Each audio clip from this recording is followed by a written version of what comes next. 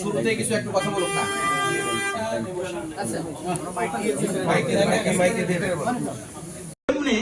আমাদেরকে এইরকম কিছু প্রতিবাদ করতে হবে, যেই প্রতিবাদটা একটা সৌজন্যমূলক হবে।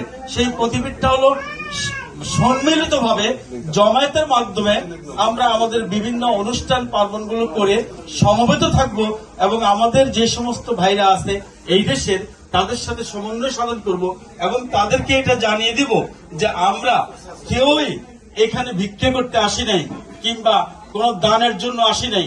আমরা এখানে কাজ করতেছি আমাদের শ্রমের বিনিময়ে, আমাদের ইনভেস্টের বিনিময়ে, এবং এখানে আমরা শুধু 1-2 টাকা না, মিলিয়ন মিলিয়ন ইউরো আমরা ইনভেস্ট করছি এবং তার বেনিফিট এটাই হচ্ছে যে আমাদের সাথে আপনাদের সম্পৃক্ততা, সলিডারিটি, যে সলিডারিটিতে আমরা ভালোভাবে বাঁচতে পারবো, আপনারাও ভালোভাবে বাঁচতে পারবেন।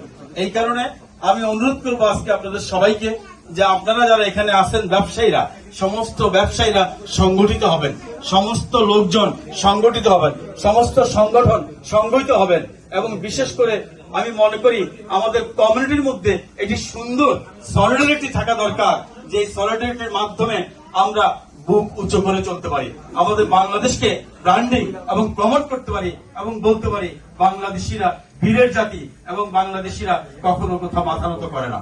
সবাইকে অনেক ধন্যবাদ। সালাম আলাইকুম।